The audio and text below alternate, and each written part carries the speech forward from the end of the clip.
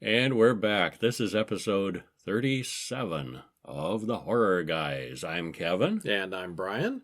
And we've got movies for you. We saw a lot of movies this week. What did we see this week? We saw The Son of Dracula, and we saw The Mummy, and we saw The Boy, and we saw Battle Royale. Between The Mummy, The Boy, and The Son of Dracula.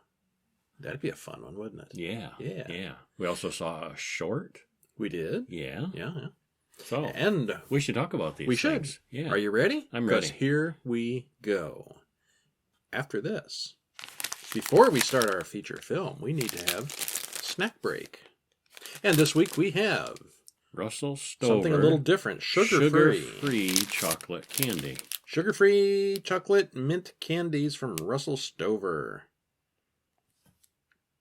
Because somebody sent us an email, said we've been having too many sweet candies. These are sweetened with stevia extract and mannitol.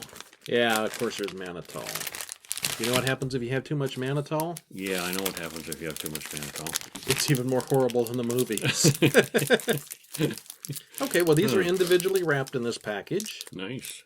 Classic. These are, I don't know, $50 shaped, kind of thick. More chocolate than a York peppermint patty, less minty filling. I say chocolate loosely. You know, in general, I hate sugar-free things. This is actually really good. I was hoping to have his bag later. I say this as someone who can't stand diet sodas and sugar-free things usually. I'd have a hard time guessing that was sugar-free. It's good. Yeah, these are really good. A thumbs up from me. Definitely. We'll have a link in the show notes where you can get some of those for yourself. And there's no garlic in them whatsoever, which means the son of Dracula can eat them. He could eat them too. He could. Probably would, and he didn't seem like he was a lot of fun. You know who else could eat them? Count Alucard. Yeah. Mm-hmm. Yes, it's that one. Did you know that Alucard is Dracula spelled backwards? No. His brilliant disguise, but people see through it. Son of Dracula from 1943, directed by Robert Siodmak, written by Eric Taylor and Kurt Siodmak. Stars Lon Chaney Jr., Robert Page, and Louise Albritton. 1 hour, 20 minutes. And I did make a note. Was this in black and white? It was still black and white. Yep, yeah, it was. Yeah. But the Phantom of the Opera last week was color. Mm-hmm. Yeah. They're a little sketchy on their color now. It was a time when they could choose which they wanted. It was the blackest time. It was the coloredest of times. Mm-hmm. Yeah. Color was still kind of expensive, but, Yeah. Yeah. Well, if I had a choice between the two, I would have gone that same way. Mm-hmm. That one probably deserved more color. Yeah. Well, we start out with a couple of men are at the train station to pick up Count Alucard, but he's not there. The luggage even says Alucard, yeah. Yes. Mm-hmm. One of the men notices that Alucard is Dracula spelled backwards. First line of the movie, almost. Well, he begins to piece it like... It says Alucard and it's set on its side. Isn't that interesting? He's Yeah. kind of like DRA, and kind of piecing it together. They're not too swift, these people. Yeah, not everybody catches on it right away. That's... It's a Dracula movie. Everybody's stupid until the end, always. Kay and Claire stand on the steps to the plantation house. This is in the American South. Generically in the South. Yeah, even though most of these people are British, it takes place in the American South. Mm-hmm. Two of them... In the actual time, in 1943. Yes, Yeah, modern day. Yeah, modern 1943. Yeah. Anyway, they stand on the step of the plantation house and discuss telepathic communication. Kay just knows Count Alucard will be arriving tonight, and Kay is the 1940s version of a goth girl, obsessed with death and the occult. See, and they don't understand because his luggage and these great big boxes and everything showed up, but no Alucard. He's not there. He's not there. What the heck? He's supposed to be there. Yeah. Well, Kay runs off into the forest and runs into an old witch, Queen Zemba. Does that sound like an old gypsy name to you? Sure does. Certainly does. Yeah. She warns Kay to stay away from Alucard. I see you marrying a corpse and living in a grave. She passes out when a bat flies through the room. Queen Zemba dies later that night. Kay knows that the old woman died by occult causes, but no one believes her. Meanwhile, back at the big house, it wasn't just any bat. No, it wasn't. It was the bat. Was it at this point? Oh, yeah. That was him. Okay. Yeah, there was Dracula. I mean, Alucard. Not Dracula. Yeah, no spoilers. He's not Dracula. No. Name of the movie, Son of Dracula. No spoilers. Meanwhile, back at the big house, there's a lavish party going on, and the Count arrives outside. In human form. The Colonel, a frail old man, is tired and heads to bed early. A bat flies into the house and smoothly changes into Dracula, of all people. And this is the first time on film that he makes a change. And it's a very well done effect. Yeah, it was. Good. Yeah. It's all black and white, so it's probably easier than it would be today. But probably, yeah, it looked good. With animation. And it was smooth. Yeah. Just before going into the Colonel's bedroom, Frank tells Kay that Alucard is a fake. They've never heard of him at the Hungarian embassy. Word comes down that the old colonel upstairs is dead. The colonel has marks on his throat. Alucard knocks on the front door. He's arrived officially now. Kay inherits the Dark Oaks plantation, and Claire gets all the money. Kay just wanted the building. Dr. Brewster calls a Hungarian friend, Professor Laszlo, and he explains who Dracula was, and that this man cannot be that Dracula. No. They killed Dracula. Never see him again. Yeah. Claire explains to Brewster that Kay isn't really planning to marry Frank. She wants Alucard. I don't think they've even met yet. They go to check out the guest house where they suspect Alucard is staying. The large trunks and suitcases are gone. Brewster asks Claire to leave the plantation and come to live in town. He wants to force Kay to do the same, even if that means declaring her insane. I guess that was easier to do in 1943. If you're a woman, sure. Kay goes into the swamp and the coffin rises up out of the muck. It's kind of a neat scene, too. The coffin just rises up. And it's a locked coffin. He gets in and out of it by turning into mist. Yeah, it's padlocked shut so nobody else can get in or out. It's a neat effect. Yeah. Which is smart if you're Dracula. Instead of all that open and close and anybody can get in and stake you. Yeah, anytime of day. Yeah. Well, they get into her car and go to the Justice of the Peace. They get married just like that. Alucard talks about their lives going on through eternity, and he's leaning in for a bite or a kiss when Frank shows up. He doesn't take the marriage news very well. No, he doesn't. He was expecting to marry her himself. Alucard throws him into the next room, and Frank shoots him 3 times with a pistol and then runs away. And another side note, this was the first time that a Dracula shows superhuman strength in any of the movies. Yeah, they're still doing firsts with this. The bullets go right through Alucard and hit Kay, who is standing behind him. Alucard doesn't even flinch. The bat follows Frank through the swamp, and Frank passes out in the cemetery. But luckily where there's Alucard crosses. can't go near because of the cross-shaped tombstones. Later, Frank stumbles into Dr. Brewster's house and tells him everything. Kay is dead.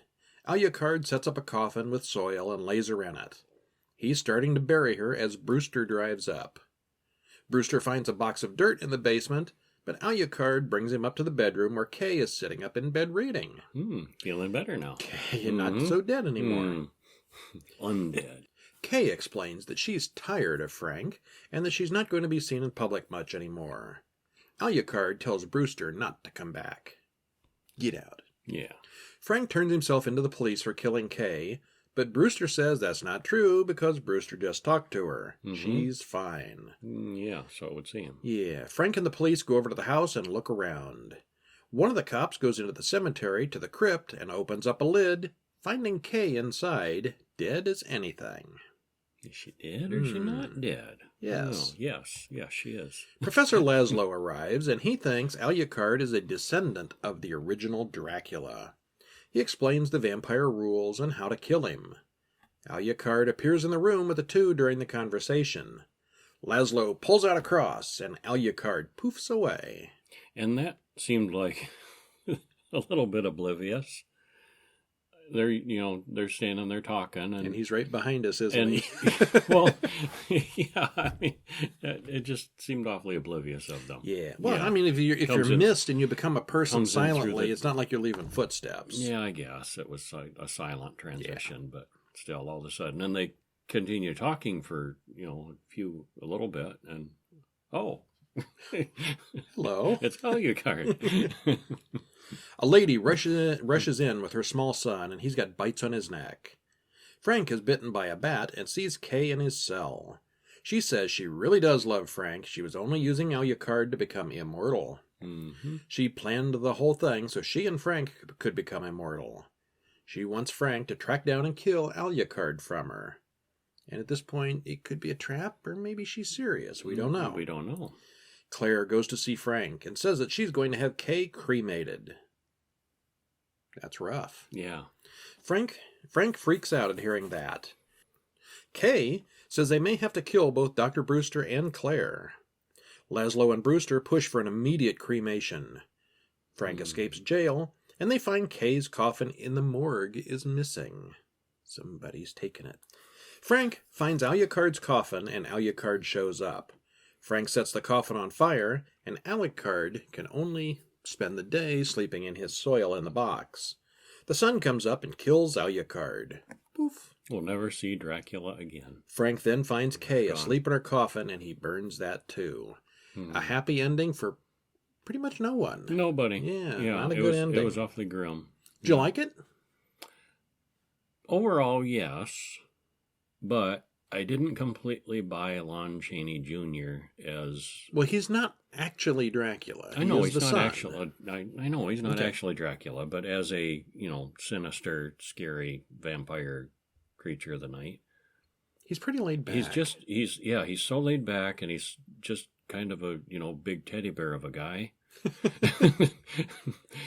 I think he's very good for the werewolf guy. Mm-hmm.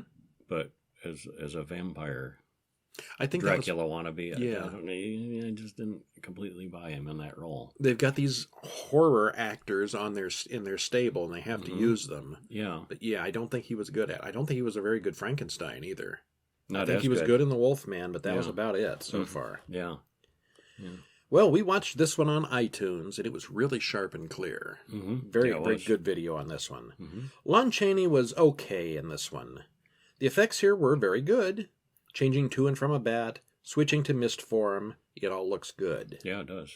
The plot made sense. The plot did make sense. The story was good. The acting was fair.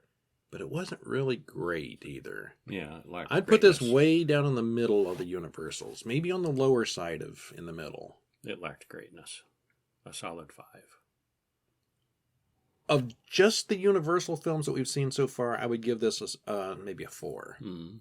Yeah. Typical compared to everything else, 5. Yeah. Good, but a long way from great. It lacked greatness. Yeah. Yeah. By quite a bit. Yeah.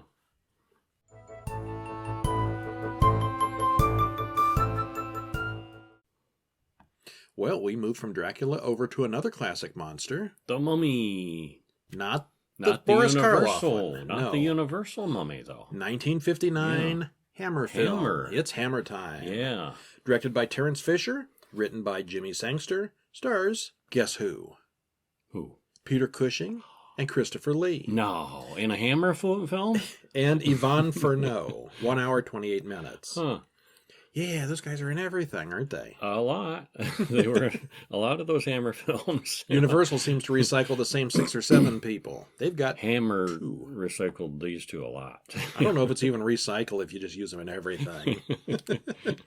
This one was in color, though. Well, 10-something years later. Yeah. Starts in 1895 on an archaeological dig in Egypt. Who'da thunk? For a zombie, or not a zombie, a mummy movie. Yeah. They find a badge of the Karnak Guards. They must be in the right place. They must be close. John is Peter Cushing. Peter Cushing. And everybody keeps calling him the boy, and he's in his 40s or 50s at this point. That's kind of funny. Is he supposed to be a young guy? I think just the way of talking, and they were much These two older. old men are talking about him, so he is a boy to them. Yeah. John's leg is broken, and the others want him to go to town to see the doctor, or it may not set correctly. Not when we're this close to the discovery of my life. Yes. John's father, Dr. Banning, has been searching for decades for this tomb. The man in the fez, there's always one. In these movies, yeah. I need to order a fez. We should have had a fez for the we video. should have had fezzes for this one. Yeah, people think we were doing Doctor Who now. The Mummy has totally been ruined by Doctor Who. Fezzes are cool. The man in the fez insists that they stop digging. He insists that they are all in great danger. He who robs the graves of Egypt dies. Especially this grave. This one's special. Yeah. Yeah, under special protection. They go in and they find some bones. They look closer and find the royal seal of Ananka. They open the door and find an undisturbed treasure room. Joseph goes to tell John while Bannon finds the scroll of life. The door closes behind him, and the men outside hear a scream. When they go in, Banning is alive, but babbling like an insane man. It's almost like he saw, a walking mummy or something. Something he shouldn't have seen. Yeah. We skip ahead in time, and John's leg is mostly healed. 3 years. It's not healed well, so yeah. And they're in England now. Should have seen that doctor. Yeah. The doctors think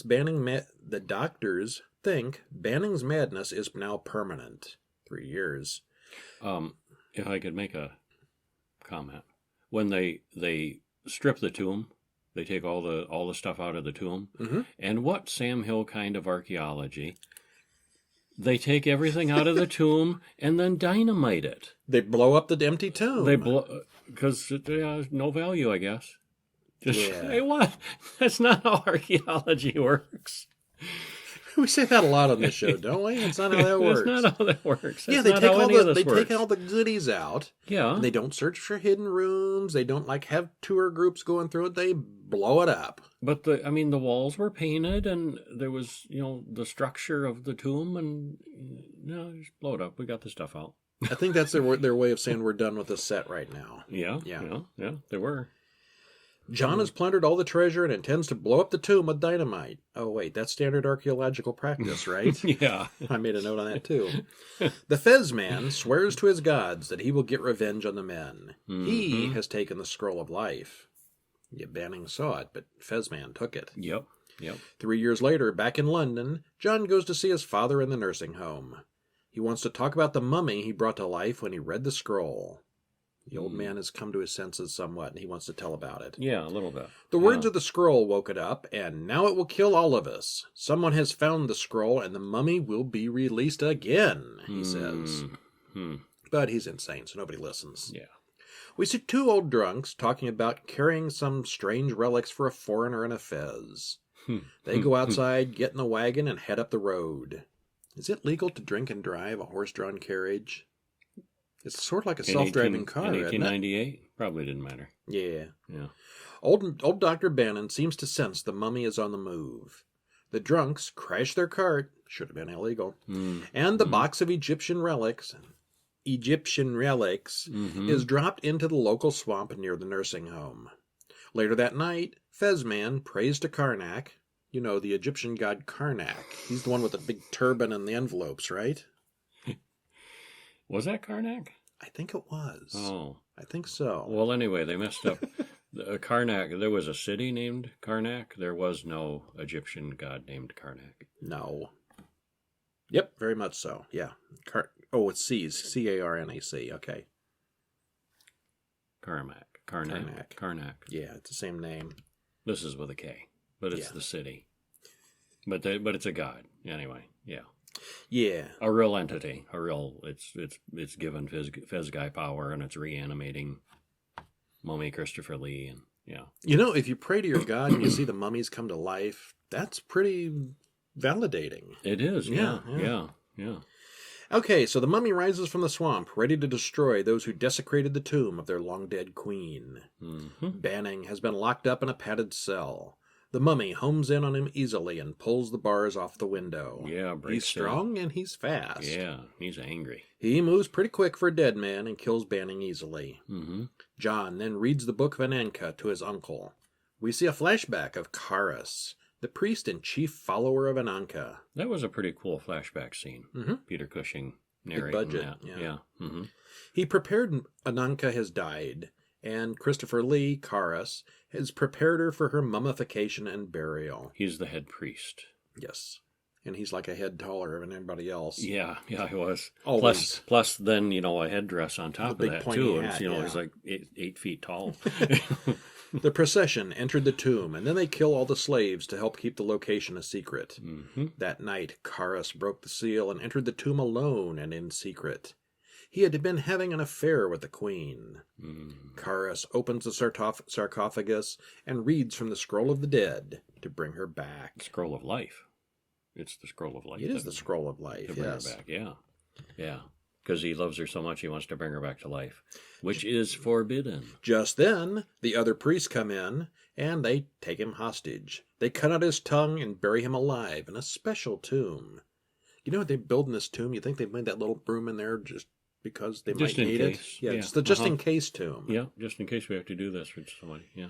Meanwhile, the Fez Man sends Karas out to kill another desecrator. Yeah, it's kind of, he's doesn't really have much of a mind of his own. No, he does what he's told. He's animated and he does what he's told pretty much. Yeah. This time, a poacher sees him and tells the other villagers about it. Karas breaks in the door and kills John's uncle, whose name I never did catch. Yeah, He's I don't think Uncle I did either. John's uncle. Yeah.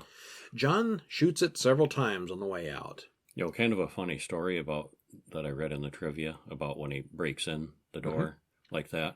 Christopher Lee, I guess, got pretty banged up during this. First, there's the swamp. There's the bog. There's some stuff a couple times in the bog. Well, there were pipes under, and he banged up his shins and knees pretty bad because it was all murky and he didn't know where he was walking. The swamp bubbles, gas. Loops and stuff. The bubbles had to come from somewhere. Yeah. So he banged up his knees and his shins. Well, they screwed up when he bust through the door. Just before the scene was shot, one of the crew members mistakenly bolted the door shut. So it was a lot more solid than he thought, and he busts through, but he dislocated his shoulder. And also, at one point, Peter Cushing shoots him with a shotgun, and the squibs are especially big, and you could tell the difference in those squibs. And he got burns from the two squibs. He paid for this movie. And on top of that, and I guess this was after the shoulder, he picked up the girl wrong and hurt his back, strained his back, picking her up. And still he came back for more movies afterwards. Yeah. He really was immortal. Well, then, John explains the whole story about what happened 3 years ago in Egypt to the inspector, except this time we see Karas in the tomb awaken and attack Banning. It was a scene we didn't get to see earlier. We also see Fez Man steal the scroll. John explains that he's probably the next to be killed. But he's got a shotgun. Yeah. The Egyptian then sends Karas out for the third and final assassination. But there's a lucky twist. Yeah, John notices that his wife, Isabel, looks exactly like Ananka. Of course, there's a very careful hand-drawn sketch in the book that just looks just like his wife. The mummy breaks in and John shoots him again and then runs him through with a spear. The mummy doesn't care and grabs John and is about to kill him when Isabel runs in and shouts for the mummy to stop. Luckily, she has her hair down for the night, too. That's a key thing to her hair. The long hair like the queen had. And he stops and obeys her. It's close enough where Karas thinks that it's her. Yeah. Mummies don't see well. Yeah. Well, and he doesn't have much of a mind left after all those years, and Yeah, but he recognizes her. John tracks the mummy and the Egyptian to the big house on the hill. Karas is upset and almost doesn't listen to the Egyptian. The Egyptian doesn't realize John is still alive. Not only that, but then John rings the doorbell and introduces himself to the Egyptian. That's kind of an awkward moment. Wait, aren't you dead? Wait, what are you doing here? The Egyptian wants to discuss the difference between archaeology and grave robbing. John starts insulting the third-rate god, Karnak, and it's now clear that the two are having a very civilized battle of wits. Yeah, he's trying to egg him on to get him irked enough to make a mistake or give something away. I was expecting your mama to come out, and it never did. No, they're a little too civilized too polite, for that. Too polite, too British, and John leaves, and the Egyptian is furious. He wakes up Karas and heads for John's house. He attacks John again, And again, Isabel orders him to stop. The Egyptian orders Karis to kill her, too, and he turns on the Egyptian, essentially cracking him in half over his knee. Yeah. Crunch. He then lumbers out, carrying Isabel toward the swamp. Isabel wakes up and he releases Isabel, and all the cops in the county shoot Karis at once, causing him to fall into the bottomless swamp along with the scroll. Never seen again. The end for the Mummy forever. Yeah. Happy ending for the... Till the next sequel. Yeah. Did you like it? I did. Yeah, I liked it a lot. How did it compare to the black and white Karloff Frankenstein? Ooh. Mummy, you mean? Yes, Mummy. Yes. I liked the Karloff better, but this was a real close second. Mm-hmm. Yeah. Yeah, again, the Mummy had the romance and all that stuff behind it. And yeah, I thought it was good. I liked seeing it in color better. Yeah, yeah. The Mummy makeup was good. Yeah, creepy. Yeah. Well, actually, Karloff, he was only in the rags like in one scene. Yeah. The rest of it, he was just sort of that wrinkled old man. Mm-hmm. Yeah. Yeah. This one here, Christopher Lee's the Mummy was the whole time. Yeah.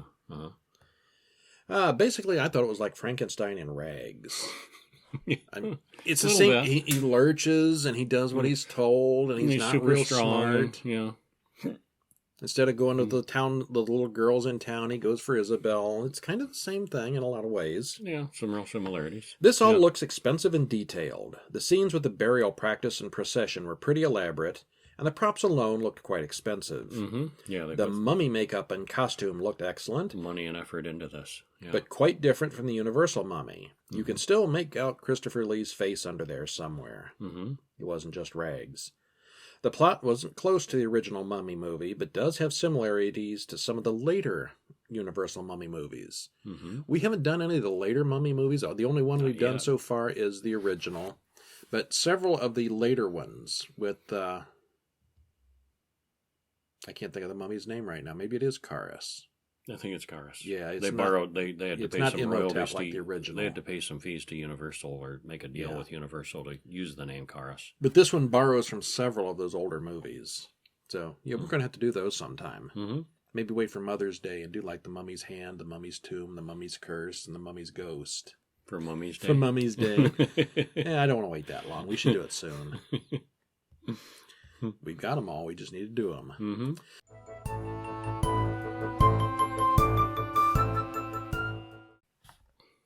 Did we see a short film this week? We did see a short film. What was it? Backstroke. Oh, yes. Mm-hmm. 2019. Directed by Robbie Barkley, stars Josephine Christopherson, Shamar Jonas, and Tom Frank. 10 minutes. Mm-hmm. A long one by our standards. And very good. Link in the show notes for YouTube. Mm-hmm. You liked it? I liked it a lot. Yeah. It had a story. Mm-hmm. It had characters. It had a beginning and an ending. It did. It was a story. The things that I like in a story. Yeah. A couple run off in a stolen car. The girl keeps getting calls from her mother. She wants to see the ocean, and he pretty much knows where they're going. They find a pistol in the glove compartment, and he shows her how to shoot it. She points the gun at him and tells him to get on his knees. He doesn't like it, but he plays along.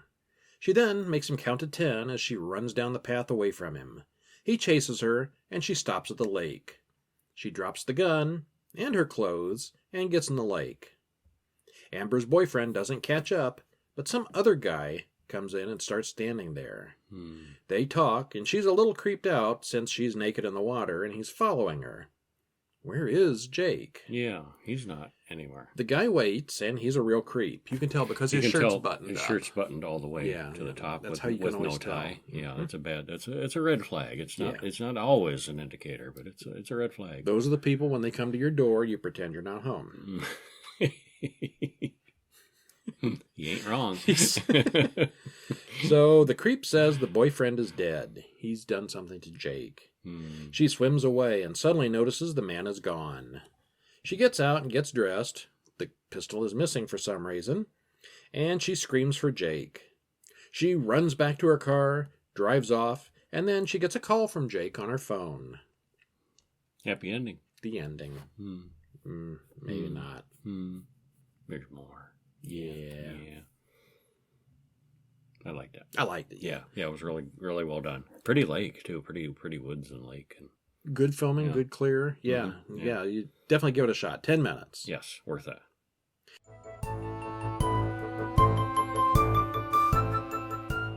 So, other movies that you should give a shot. How about The Boy The from Boy 2016? from 2016, and I had never even heard of this movie before we got into this. No, I hadn't either. This one completely slipped by me. I don't know, maybe it didn't have a big theatrical release. I don't know. Not a big name thing. Yeah. From 2016, so 3 years ago. Directed by William Brent Bell, written by Stacy Manier. Stars Lauren Cohen from Walking Dead, Rupert Evans, and James Russell. 1 hour, 37 minutes. And if you haven't seen this, we'll link to it in the show notes from Amazon. You should see it. Did you like it? I liked it. I did like it, yeah. Yeah. Are we going to give spoilers? Of course, we always give spoilers. Okay. Everyone does. We're going at to the spoil. end. We're going to spoil this one, and it's better to see it unspoiled. It would be, I think. Yeah. This one, yeah. Yeah. Unsoiled, unspoiled. See, here's the thing. If we tell you there's a twist, that's a spoiler in itself. We didn't say there's a twist. There's a twist. Sort of a twist, yeah. The new nanny, Greta. People in modern day actually named Greta. She is. Huh. Yeah. Usually when I type the word great, it comes out Greta. It's just one of those typos for me. Greta. So the new nanny, Great, arrives at a huge house in the British country home. Mr. and Mrs. Heelshire Awesome house. aren't home. Country house. Big yes. house. Yeah. Not Downton Abbey level, but big. Yeah.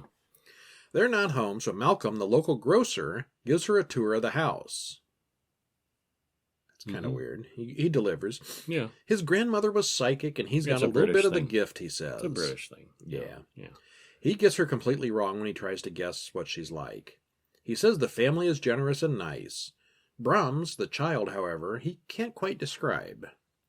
Greta's shoes disappear while she's looking around. And they come home before he gets a chance to. He's about to kind of articulate something, and the couple comes home. Yeah. Yeah.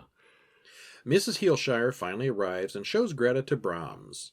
He's a doll. Shows Brahms, Literally, shows a Brahms doll. shows Brahms to Greta. You said that backwards. That's okay. No, she shows Greta to Brahms. She introduces the nanny to the boy. Oh yeah, you're right. Yeah, She's yeah. secondary to the Yes, doll. Yes, Brahms. I'd like to present your new nanny. Yes, that's right. She does do it like that. Yeah. Yeah.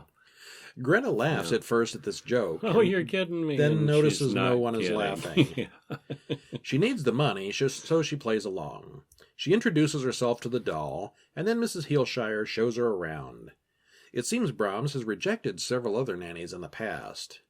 She's to read poetry to him in a loud, clear voice, and Brahms likes his music played loud as well. There's some rules. Yeah, you're Yeah. supposed to meal times have him at the table and tuck him in at night, and Leftovers give must him go in the fridge, Yeah, and you must give him a uh-huh. kiss before a bedtime. kiss at bedtime. And yeah, it's very specific and a list of Mm-hmm. specific rules to follow.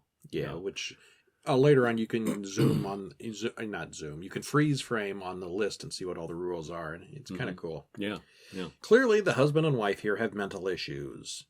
No matter what it may look like on the outside, our son is here with us, Mrs. Heelshire explains. At the end of the day, Brahms likes her and wants Greta to stay. Yeah, that's what the mom says. Yeah. Oh, he likes you. He likes you. Yes. Okay. You're crazy, lady. She calls her friend on the phone and is told that her boyfriend has been asking about her and that he doesn't care about the restraining order. But he's back in the U.S. and she's in England, so who Yeah, cares? who cares? Yeah, he's done. Yeah. The next morning, the Heelshires are leaving for vacation, and Greta will be left alone with Brahms. Well, before that, she has a really nice scene, I thought, with the dad, who's apologetic and basically... He knows it looks crazy. Yes, I know this is crazy, but just play along, and it works for us, and, especially for his mother, and, I thought that was really kind of sweet and sad, and, Yeah. I liked that scene between the two of them. They leave an explicit schedule and set of rules that she needs to adhere to. Malcolm will be around with supplies and can answer any questions she may have. Be good to him, and he'll be good to you. Be bad to him, and I'll treat him like my own, she says. And they're off. She immediately throws a blanket over the creepy Brahms and tells him that he creeps her out. That evening, she finds him uncovered. She takes him to his bedroom and roughly throws him in the chair. She hears a child crying late into the night. The next morning, Brahms is in exactly the same spot, but he has water on his face as if he were crying. She looks up, and it's just a leaky roof. Yeah, for a minute there, it does look like the doll is really crying. Yeah. Nah. She starts getting really bored since there's no TV, cable, internet, or even cell service. Malcolm stops by to drop off her pay. He explains that the real Brahms died in a fire on his 8th birthday 20 years ago. He'd be about Malcolm's age now. As she prepares to go into town with Malcolm, she notices the doll staring at her, and it's still creepy. While she's in the shower, her dress and necklace are stolen. As she goes looking for them, she gets locked in the attic. Malcolm comes to pick her up, goes to the door, and drives away because she doesn't answer. She's locked in upstairs, and he can't hear her screaming. And a shout out to how well she had that towel tucked. She's got the classic, wraparound towel tuck, classically tucked here. And she's all over the house, climbing on a ladder, falls over, She runs her head into the wall, knocks down unconscious onto the floor, and when she gets up the next morning, that towel is still tight. Intact. Yes. Yeah, that's some good tucking. The next morning, the ladder opens up and she comes down. We see the list of rules, and Greta's broken several of them by now. Mm-hmm. She asks Malcolm about the truth about Brahms, and he says that the kid was downright strange. Even Mr. Heelshire called him odd. She talks to her phone friend again, and Cole, the ex-boyfriend, now has her new address. That night, her missing shoes are returned, and she finds Brahms sitting up in bed next to the rule sheet. She gets a phone call. "Please come out. Come play with me, Greta." Uh-oh. Yeah. Meanwhile, Mr. and Mrs. Heelshire fill their pockets with rocks and walk into the ocean. They write a letter to Brahms stating that the girl is now his to love and care for. And they mail it. Yeah. Yeah. Back at home, Greta has given in and is treating the doll according to the rules. She reads him stories, plays loud music. And... Well, she's finally become convinced, or at least, thinking that because enough She's weird seen stuff enough has happened weirdness, that the doll is somehow alive or haunted or something is going on there. Possessed, or there's a ghost, or Yeah. She reads him stories, plays the music loud, and walks with him around the house. She starts to believe that Brahms is alive. Mm-hmm. Malcolm thinks Greta is losing her mind until he sees the doll do things too. Yeah, she demonstrates. And it's not just her. They leave it alone in the room and they go back and he's moved. Some of these movies, it's one of those, is she crazy or is it real? And she's not crazy. She's not the other crazy. guy sees it too. Yeah, the two of them are, Yeah. He explains that a little girl was killed on the very day that the real Brahms burned up in the fire. Malcolm hints that maybe Brahms killed the girl and the parents set the fire to cover it up. Mm-hmm. Cole, the evil boyfriend, shows up out of the blue. He tries to convince Greta to go back home with him. He's even bought her a plane ticket, but she's very done with him. Cole says he's never going to leave her behind. He wakes up screaming that night, and "Get Out" is painted on the wall. Cole is not amused, and he starts getting mean. Thinks that she did it. Yeah. She says, no, it was probably Brahms. Brahms did it. So Cole smashes the doll into pieces. He's like a China-type doll. And Yeah. Brittle head. The house starts making noises. The lights blink. The real Brahms comes out of the walls. Mm-hmm. He's real, but wears a China mask. Brahms kills Cole. Greta and Malcolm hide upstairs. They find a hidden bedroom inside the walls, along with a dummy wearing her dress and necklace. He's been doing all this all along. Yep. Greta gets away, but Brahms has Malcolm. She goes back inside, yells that it's bedtime, and he obeys. She stabs him, but he's really strong and tries to strangle her. Takes several tries. She stabs him again, and she goes back inside the wall and grabs Malcolm. They head out into the car and drive away. The next morning, someone has glued the doll back together and is caring for it now. Mm-hmm. The end. Someone, not Malcolm. Brahms. Maybe. Yeah. Or maybe it's somebody else. No, I think it's Brahms. He's not dead. Maybe. Yeah. Well, I came up with a theory about halfway into the film that the real Brahms didn't die in the fire and was hiding in the house somewhere. Yeah. This explains the loud music, reading stories loudly, and putting food into the fridge at night, Mm-hmm. as well as the way things moved around. I was still entertained throughout, but most of the movie I was thinking, I know what's going to happen. And the bad part is I was completely right. Mm-hmm. If that's not the very definition of predictable, I don't know what is.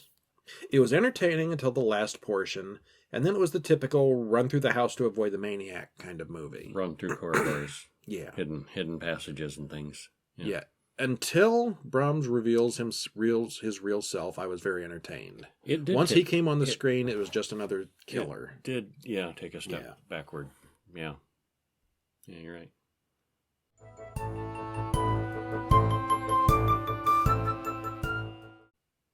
So, kill any high school classes lately? No, they kill each other. Yeah, a lot of them should. Battle Royale from 2000.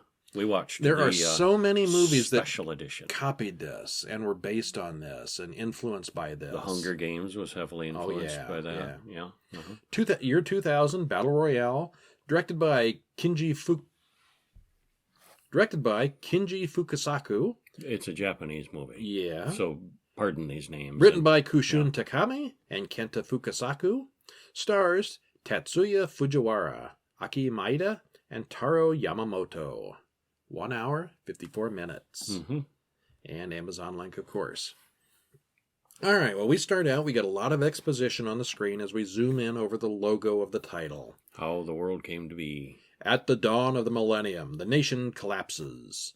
15% unemployment. 10 million out of work. 800,000 students boycotted school and crime rates soared.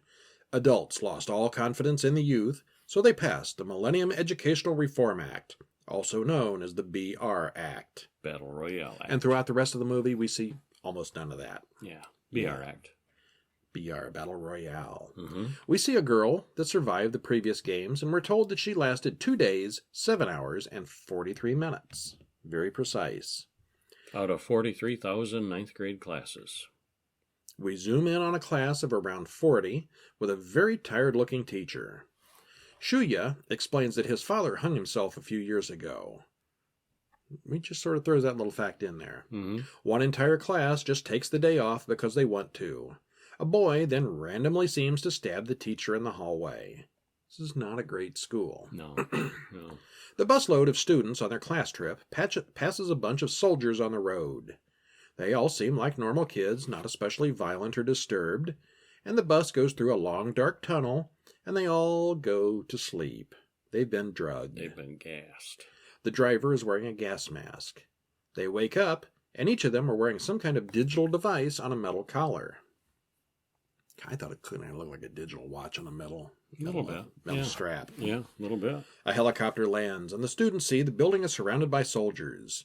The teacher, Kitano, who got stabbed earlier, gets off and marches into the auditorium surrounded by armed soldiers. The entire class is there, plus 2 additional students. He punches one of the students and explains the law. The rules. They are to kill each other off until there is only one of them left. There are no other rules. Their current teacher was opposed to the selection of this class, but Kitano rolls his body in on a cart. This is not a good teacher. He shows them a video. And it's one of those very cheerful Japanese girls doing all the demonstrations. You're going to be on an island. Yeah. And your collars will explode if you disobey. They're on a deserted island, and one of the students doesn't shut up, so the teacher throws a knife through the forehead of one of them to get their attention. It works. Yeah, I taught for plenty of years, and that would have worked. Mm-hmm. Get their attention. Yeah. We see on the screen that she was student number 18, and there are 41 to go. Yeah, there's a countdown. Every time one dies or more, they give a countdown, their name, and how many more to go. The video demonstration continues. Certain areas will become off limits at various times, so they will need to stay on the move. If they don't, the necklace will explode. We then see how this works as Nobu, kid number 7, explodes. Yeah, the teacher demonstrates 40 to go. Yeah. If there isn't a single survivor at It's a the end very of... effective collar. Yeah. Yeah, that works good. Boom! Scanner light. Well, it's not so much the whole head; it's more just kind of the neck. It blows the front of your neck out. Yeah. Yeah. You're just so, as dead. which is a good blood gusher. Yeah. If there isn't a single survivor at the end of 3 days, all the necklaces will explode. New cooperation. Mm-hmm. They'll each be given supplies and a random weapon, some good, some not so much. One guy gets a crossbow, the other gets a pot lid. One by one, their names are called and they get their bags and run out. The 2 extra students are explained to be particularly dangerous. Outside, people are already fighting and dying. The countdown continues on screen. Shuya and Noriko pair off, and we get flashbacks from better days with Nobu, the kid whose head just exploded. Shuya vows revenge for all this. One of the transfer students kills a whole bunch of the others and takes a machine gun, pistol, and grenades. A couple commit suicide by jumping off a cliff, and we're told 31 to go. And so on. And counts down from there. Yeah. By noon of the first day, they're down to 23 left. The problem here is that only about half the students take the thing seriously, and the other half are just stupid. Mm-hmm. Most of them ask are you in love with anyone? And stupid Japanese high school melodramatic stuff like that. They just can't figure out that other person has a knife in their hand. Mm-hmm. We learn that the 2 special students are survivors of the earlier games. One has sworn to help others and get off the island, and the one with the anime hair is the ninja super killer. You weren't thinking that? Oh, you're right. Yeah. Time passes, and so do most of the characters. When hackers wreck the operations center, the rules get out of control, and the adults can't tell who lived or who died. Yeah, the game ends a little too soon. They managed to hack into the system from the island. So, yeah. One of them gets a laptop, and they hook up a generator, and it's not quite realistic. Anarchy. I believe the rest. Yeah, totally, yeah. This movie was the inspiration for everything from the Hunger Games to Fortnite and PUBG. Mm-hmm. Oh, what'd you think? Did you like it? It was okay. You're not going to rant on it like you did last week? Well, it was a horrible copy the last time we tried. Oh, yeah, but this movie, yeah. I mean, you didn't like whatever it was we watched last week. Spiral? Yeah. Spiral, yes. No, it was much better than Spiral. I was entertained anyway, yeah. Okay. Yeah. This is for the gore fans, definitely. Mm-hmm. It's a juicy, bloody murder fest. There are lots of creative battles and uses of weapons. I'm not sure how any of this helps the country as a whole, unlike the Purge or even the Hunger Games, but we're told there is a political reason for all this. But that's a note that I have too, that doesn't make any sense the way it was presented. Because there's massive unemployment, and the adults don't care anymore, and the students don't care, but and the economy collapses. Broadcast this for Somehow. entertainment. It's not a live show that's being shown. Yeah, it's not being shown to everybody, and the kids almost like they have no idea. I mean, this happens all the time. Mm-hmm. And the kids seem to not get that this is a regular thing. Even they act like they'd never heard of it. Yeah. And so, what's the moral lesson that the kids are learning, or what's the point of it's fun to watch. But fun for us. Yeah. Well, that's good enough. But it's not being recorded or broadcast or anything. Well, it doesn't seem to be televised for entertainment, and none of the kids even seemed familiar with the idea of the game, so it's not a deterrent. Yeah. Other than a fun movie, there's really no point to all of this. To top it all off, most of the people have all the acting skills of an anime character. Mm-hmm. I don't know if that was intentional or not, but most of the students posed and screamed and bickered over nonsense that only makes sense in a manga. It was, in fact, based on a novel, not a manga. But it was kind of like a live-action manga. Very much so, yeah. Beautiful island. It was, where they were. Yeah, great. It was. Yeah, okay. Yeah. So, I'm going to go... I give it a weak thumbs up. Yeah, 6. 6 out of 10. 4. Yeah, it was all right. Yeah. If you like watching kids kill each other, it's fun, but there's not a lot of story there. No. Is that it for this week? Yeah. That's it for this week. Check us out at horrorguys.com for written reviews and links for our videos and our audios and all our good stuff. Get ready for next week because we've got some new movies to watch. What are we going to see next week? House of Frankenstein from 1944. Werewolf, Wolfman, Frankenstein, Dracula, All Mad in Scientist, one. and Hunchback. It says so right on the box cover. All in the same movie. Along with the Hammer horror classic, The Man Who Could Cheat Death from 1959. I don't think I've ever seen this one before. Have you? I never had. Yeah, no. well, you're gonna. Yeah. Then we're going to have the newer movie, the Banana Splits movie from this year. And that was made as a horror movie. The horror movie of the Banana Splits, yes. That's just crazy. Yeah, we'll see. Yeah. And our international feature, Tombs of the Blind Dead from 1972. It's an older one. Spanish movie, yes. Correct? Yes. Yeah. Yes. I don't know, is that one dubbed or subtitled? I believe it is subtitled. Okay. I think they were. Well, I mean, there's probably both I don't kinds remember out there, now, but yeah. I think it.